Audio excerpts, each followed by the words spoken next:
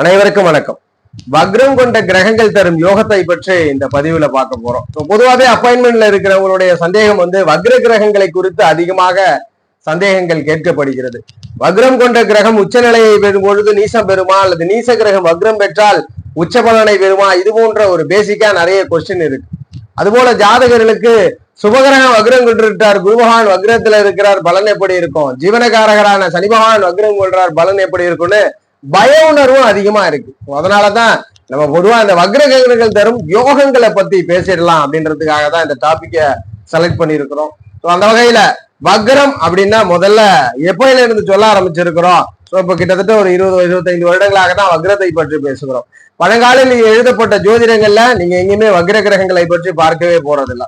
வக்ரம் என்று அந்த அளவுக்கு எழுதி இருக்க போறதில்லை.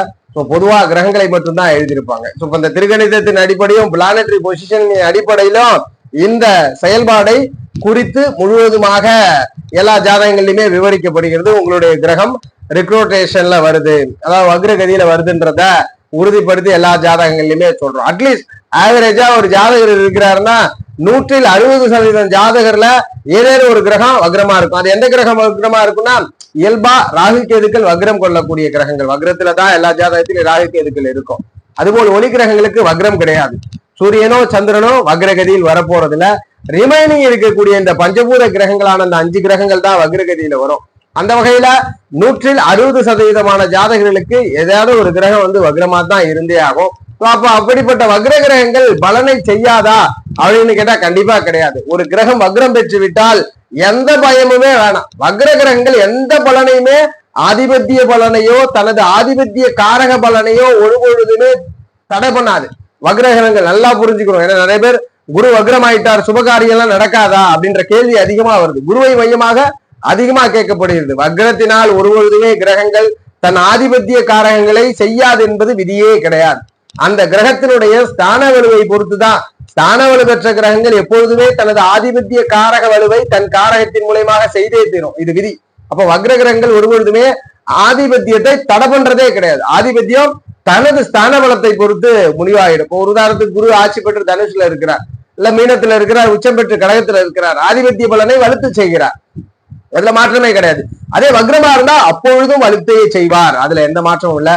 ஆனால் குரு வக்ரமோ சனி வக்ரமோ புதன் வக்ரமோ சுக்கிர வக்ர நிலையோ செவ்வாய் வக்ர நிலையோ ஒரு பலனை செய்கிறது, அது யோக பலனாக செய்கிறது. அந்த யோகத்தை தான் இப்ப விவரிக்க போறோம். ஸோ அந்த வகையில உங்களுடைய ஜாதகத்தில் கிரகம் வக்ரமா இருக்கிறத நினைச்சு பயம் வேண்டாம். வக்ர கிரகங்களினால் எந்த பயனும் கிடையாது, எந்த கெடுபலனும் கிடையாது அப்படின்றத நாம 100% உறுதியோட சொல்றோம். அதுல மாற்றமே கிடையாது. எந்த ஜாதகர் வேணாலும் பாருங்க, வக்ர கிரகம் கெடுதல் செய்யாது. ஆதிபத்தியத்தில் வலு இழக்கும் பொழுது அல்லது அவயோக ஆதிபத்தியத்தை பெற்று வலு பெறும் பொழுது அந்த ஜாதகர் கெடுபலனை அனுபவிப்பார். இது மட்டும்தான் விதி.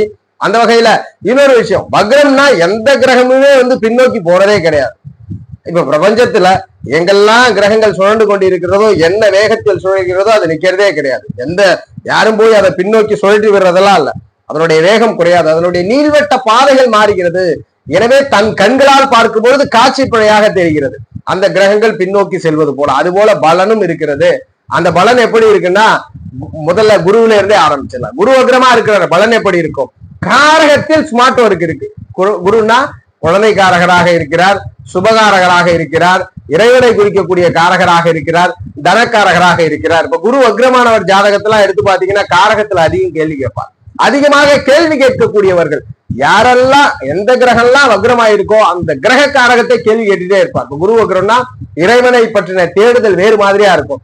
எல்லாரும் இறைவனை போய் கோவில்கள்ல தேடினா இவர் மற்றவர்களுடைய மனதில் தேடுவார், பிரபஞ்சத்தில் தேடுவார், தன்னுள்ளே தேடுவார். இந்த மனிதன் ஆன்மீகத்தினுடைய உச்சபட்சத்தையும் பெறக்கூடிய நபரா இருப்பார் ஸ்தான பலத்தை பொறுத்து. அதுபோல சுபகாரியங்கள்லாம் இவருடைய வாழ்க்கையில மாறுபட்டு நடந்திருக்கும். எல்லோருக்கும் நடப்பது போல இல்லாமல் ஏதோ ஒரு டிஃபரண்ட். அந்த கிரகத்தினுடைய ஸ்மார்ட் ஒர்க். பொருளாதாரத்தை பொறுத்த வரைக்கும் வித்தியாசமான முறையில சம்பாதிப்பார், தனத்தை வித்தியாசமாக சம்பாதிப்பார், மரியாதை இவருக்கு வித்தியாசமா இருக்கும், வித்தியாசமா கிடைக்கும். ஆனால் காரகங்கள்ல வித்தியாசத்தை கொடுத்து விடுகிறார். அந்த குரு யோகரா இருக்கும் பட்சத்துல ஆதிபத்தியத்தை யோகமா கொடுத்துறார், அவயோகரா இருக்கும் பட்சத்துல அவயோகமா ஆதிபத்தியத்தை கொடுத்துறாரு. மற்றபடி குரு வக்ரம் என்பது ஸ்மார்ட் ஒர்க். தன் காரகத்தை ஸ்மார்ட்டா கேள்வி கேட்குது, இறைவனை எல்லோரிடமும் தேடுது, அதிக கேள்விகள் தன்னுள் கேட்டுக்கொண்டே இருக்கக்கூடிய மனிதராக இருக்கிறார். எளிதில் திருப்தி அடைவதில்லை. எல்லா விஷயங்களும் கேள்விகளை கேட்கிறார். குரு சம்பந்தமா அது பூஜை புனஸ்காரங்களை பத்திலாம் அதிக ஆராய்ச்சி, அதிக கண்டுபிடிப்புகள் ஜாதகர் எழுதுவார். மரியாதைகள் சம்பந்தமான விஷயங்கள், கௌரவ சம்பந்தமான விஷயங்கள், சமூகத்துல பெரிய மனிதராகவும் இந்த குரு வக்ரத்துல இருக்கிறவங்க இருப்பாங்க. சனி வக்ரமா இருக்கிறார், உழைக்கும் காரகர். அப்ப உழைப்பை பற்றி கேள்வி இருக்கும், உழைப்பின் ஸ்மார்ட் ஒர்க் கொடுக்கும். ஒரு ஜாதகர் சனி வக்ரம் ஆயிடுச்சுன்னா லேசி கிரகம், ஒரு மந்தத்தன்மையை கொடுக்கக்கூடிய கிரகம், ஒரு சுறுசுறுப்பு இல்லாத கிரகம். அது ஜாதகரும் அப்படித்தான் இருப்பார் சனி வக்ரம் ஆனாலும். ஆனா எப்படி இருப்பார்னா, ஒரு வேலையை 10 மணி நேரம் செய்யணும்னா 2 மணி நேரம் இவர் செஞ்சுட்டு மிச்சம் 8 மணி நேரத்துக்கு ரெஸ்ட் எடுப்பார். சனியினுடைய காரகம் வெளிப்படும். ஆனால் அந்த கடின உழைப்பு என்ற காரகம் ஸ்மார்ட் ஒர்க்கா வெளில போடும். இவரு கடினமா உழைக்க மாட்டார் சனி வக்ரத்துல இருக்கிறவர், ஸ்மார்ட் ஒர்க் பண்ணுவார். ஸ்மார்ட் ஒர்க் பண்ணிட்டு மற்ற காரகங்களை அவர் செயல்படுத்தி கொள்வார். சனி வக்ரம் உடனே எதுவும் பாதிச்சிருமா, ஆயுள் காரகர் ஆயுள் எதுவும் குறை வந்துருமான்னா கண்டிப்பா கிடையாது. 8ஆம் இடம், 8ஆம் இடத்தின் ஸ்தான உழுவை பொறுத்து காரகரான சனி 3ஐயும் பார்க்கணும். சனி வக்ரத்தினால ஸ்மார்ட் ஒர்க் கிடைக்குது. ஜாதகர் ரொம்ப ஈஸியா ஒர்க் பண்றார், ரொம்ப ஸ்டாட்டிக்கா ஒர்க் பண்றார். டெக்னாலஜியை பயன்படுத்தி அந்த இடத்துல உழைப்பை குறைத்துக் கொள்கிறார், அல்லது ஸ்மார்ட் ஒர்க்கை பயன்படுத்தி உழைப்பை குறைத்துக் கொள்கிறார். புதன் வக்ரமா இருக்கிறார். ஜாதகர் பட்டய படிப்பு அதிகமா படிக்கிறது இல்ல. நிறைய பேர்லாம் பாத்தீங்கன்னா என்சைக்ளோபீடியா, எந்த டாபிக் கொடுத்தாலும் பேசுவாங்க. எல்லா விஷயத்தையும் கத்துக்கிற ஆர்வம் அதிகமா இருக்கும். இந்த புதன் வக்ரத்தை பாத்தீங்கன்னா கத்துப்பார்கள், கற்றுக்கொண்டே இருப்பார்கள். எதுலுமே நிக்க மாட்டாங்க. எத்தனை வயதானாலும் எத்தனை செயல்பாடு இருந்தாலும் படித்து கொண்டே இருப்பார்கள். கல்வின்ற விஷயத்தை தாண்டி சொசைட்டில எப்பயுமே ஒரு படிப்பின் மீது ஆர்வம் இருந்துகிட்டே இருக்கும். ஜாதகருடைய திங்கிங், ஒரு கூட்டத்தில் 100 பேர் 99 பேர் ஒரு மாதிரி சிந்திக்கிறாங்கன்னா புதன் வக்ரம் இருக்கிறவரு வேற மாதிரியா சிந்திப்பார். புதன் வக்ரமா இருக்கிறவரு வேறொரு கண்ணோட்டத்தில் இருந்து அந்த வியூகத்தை வகுக்கக்கூடிய திறன் படைத்தவரா இருப்பார். இது புதன் வக்ரத்திற்கு. சுக்கிரன் வக்ரம் ஆயிட்டார், சிற்றின்பக்காரகர். இணைசை நாடகங்களின் மீது பிரியரா இருப்பார். எல்லோரும் போகக்கூடிய வாழ்க்கையில இருக்கக்கூடிய சிற்றின்பத்தை அனுபவிக்காமல் இவர் மாறுபட்டு சிற்றின்பத்தை அனுபவிப்பார். ஆனால் சிற்றின்பம் குறையாது. ஜாதகர் இன்பத்தின் மீது ஆர்வம் கொண்டவரா இருப்பார். உதாரணத்திற்கு எல்லாரும் இயலிசை நாடகங்களை நேரா பாக்குறாருன்னா இவர் திரையில பார்ப்பார்.